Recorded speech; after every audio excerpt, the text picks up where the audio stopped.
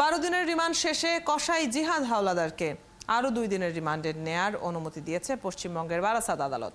সংসদ সদস্য আনোয়ারুল আজিম হত্যার ঘটনায় জিহাদ হাওলাদারকে বুধবার দুপুরে আদালতে তোলে পুলিশ। আদালতের চিফ জুডিশিয়াল ম্যাজিস্ট্রেট শুভঙ্কর বিশ্বাস তার 2 দিনের পুলিশি রিমান্ড মঞ্জুর করে 7 জুন জিহাদকে আবার আদালতে তোলার নির্দেশ দেন। পশ্চিমবঙ্গের গোয়েন্দাদের হাতে 23 মে বনগাঁ এলাকা থেকে গ্রেপ্তার হন জিহাদ। ওই রাতেই আনারের দেহাংশ উদ্ধারের জন্য তাকে নিয়ে তল্লাশি চালায় সিআইডি। এদিকে নৌবাহিনীর সহায়তায় পরপর 2 দিন কৃষ্ণমাটির বাগজোলা খালে তল্লাশি চালিয়ে একটি হাড়ের টুকরো ও 2টো ছুরি উদ্ধার করেছে সিআইডি। উদ্ধার হওয়া হাড়ের টুকরোটি মানুষ না পশুর সেটা জানার জন্য পাঠানো হয়েছে ফরেনসিক বিভাগে। তদন্তকারীদের অনুমান ছুরি দুটি হত্যাকাণ্ডে ব্যবহার করা হয়ে থাকতে পারে। অন্যদিকে সঞ্জীবা গার্ডেন্স থেকে উদ্ধার হওয়া মাংসের টুকরোগুলোর ফরেনসিক রিপোর্ট এখনও সিআইডির হাতে এসে পৌঁছায়নি।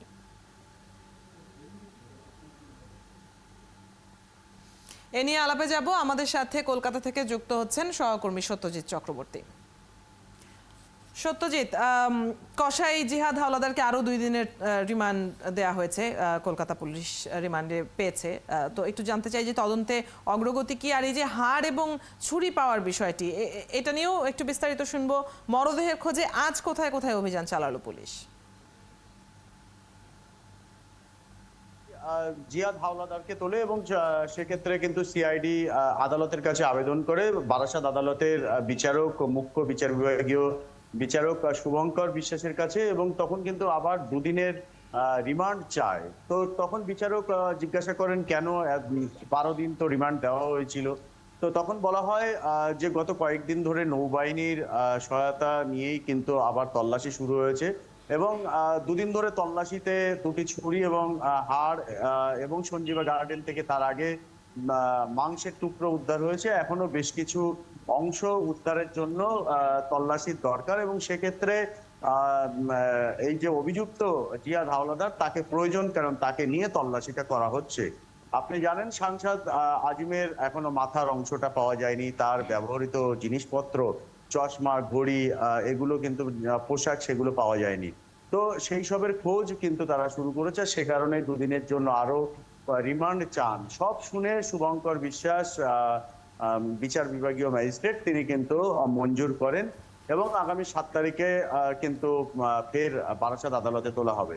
এবার আসি পরের বিষয়টা, যে এই যে গত 12 দিনে কি কি উদ্ধার হয়েছে বাগজোলা খালে, কৃষ্ণমাটি এলাকার ছাড়াও অন্যান্য জায়গায় কিন্তু তল্লাশি শুরু করে, এবং বাগজোলা খালে নৌবাহিনীর সদস্যদের নিয়ে যে তল্লাশি হয় সেক্ষেত্রে হাড়ের টুকরো এবং 2টি ছুরি উদ্ধার হয়েছে। ছুরি দুটি খুনের কাজে ব্যবহৃত হয়েছিল কিনা এবং হাড়টি মানুষের নাকি পশুর, সেগুলো ফরেনসিক রিপোর্টের জানার জন্য কিন্তু ফরেনসিক টেস্টে পাঠানো হয়েছে। সত্যজিৎ, অন্যতম অভিযুক্ত সিয়াম নেপালে আটক হয়েছে এবং বন্দি বিনিময় চুক্তি না থাকায় বাংলাদেশে আনার ব্যাপারে জটিলতা আছে। তো বাংলাদেশ পুলিশ ভারতের সহায়তা চাইবে এমনটা গণমাধ্যমে বলেছে। এ নিয়ে কোনো আপডেট কি জানা আছে আপনার?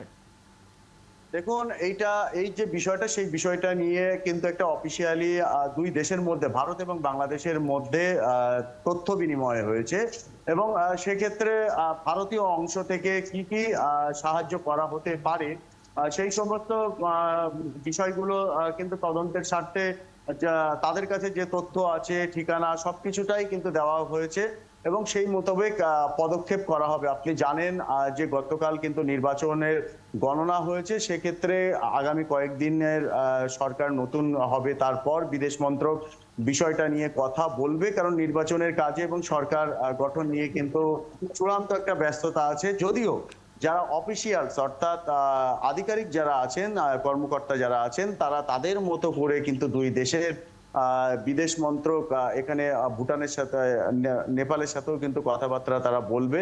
তার জন্য যে অফিসিয়ালি প্রক্রিয়া আছে, সেই প্রক্রিয়া ইতিমধ্যেই শুরু হয়েছে, এমনটা সূত্র মারফত খবর, এবং সব ক্ষেত্রেই কিন্তু সহযোগিতার আশ্বাস ভারতীয় অংশের তরফ থেকে দেওয়া হয়েছে বাংলাদেশের অংশকে। আরেকটি বিষয়ে জানতে চাই, সঞ্জীবা গার্ডেন্স থেকে উদ্ধার হওয়া মাংসের টুকরোগুলো যেগুলো ফরেনসিক টেস্টের জন্য পাঠানো হয়েছে, ফরেনসিক রিপোর্ট বা ডিএনএ টেস্টের রিপোর্ট পাওয়ার বিষয়ে কোনো তারিখ কি জানা গেছে? কবে নাগাদ পাওয়া যাবে? দেখুন, চলতি সপ্তাহের যে কোনো দিন কিন্তু দেওয়ার কথা ফরেন্সিক ডিপার্টমেন্ট থেকে, এমনটাই বলা হয়েছিল সিআইডি কে, এবং সেটা যে কোনো দিন পাওয়া যেতে পারে, সিআইডি সূত্রের এমন খবর। এবং পাওয়ার সাথে সাথে সেই রিপোর্ট পাঠানো হবে বাংলাদেশে।